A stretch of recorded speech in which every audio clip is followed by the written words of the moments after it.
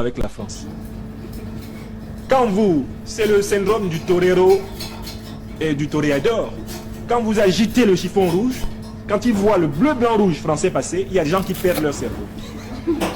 Alors, donc comment faire pour des gens qui sont bloqués, qui ne veulent pas communiquer? Il faut leur expliquer qu'ils sont malades.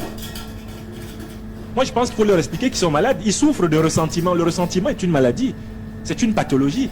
Si vous détestez beaucoup quelqu'un, allez à l'hôpital. Il y a des psychiatres, il y a des gens pour vous aider, des psychologues pour vous aider à surmonter le ressentiment. C'est une maladie. Elle est classée comme telle. C'est une névrose obsessionnelle. C'est une névrose obsessionnelle dans la classification psychiatrique. S'il y a quelqu'un en permanence à qui vous pensez en voulant lui faire du mal, eh bien vous souffrez. Parce que vous ne pouvez plus vous occuper sérieusement d'autre chose. Vous êtes donc obsédé et vous devez être soigné. Alors comment les soigner? En leur expliquant pourquoi ils détestent la France et que c'est leur détestation de la France qui se réjaillit sur la Côte d'Ivoire. L'expérience m'a montré que souvent ils reconnaissent.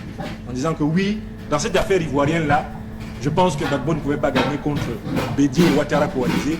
Mais pourquoi la France est venue dans moi, donc, avec eux, je me comporte comme un médecin et je les amène jusqu'à cet aveu-là, qui est la fin de la cure psychanalytique. Et leur dire, bon, votre problème, c'est la France. Mais ce n'est pas le problème des Ivoiriens. C'est votre problème. Reprenez votre problème, traitez-le, laissez les Ivoiriens, ils ont choisi de le traiter autrement. C'est pour ça que je dis la différence entre les frontières d'Afrique centrale et les frontières d'Afrique de l'Ouest. De fait, les frontières d'Afrique de l'Ouest sont une innovation dans l'histoire politique de l'Afrique contemporaine.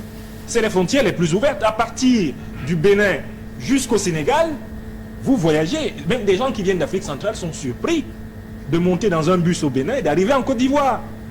Montez donc dans un bus à Libreville, vous allez voir à quelle heure vous arrivez à Yaoundé. Montez donc dans un bus à Kinshasa, vous allez voir quand vous allez arriver à Yaoundé. Il faut savoir que beaucoup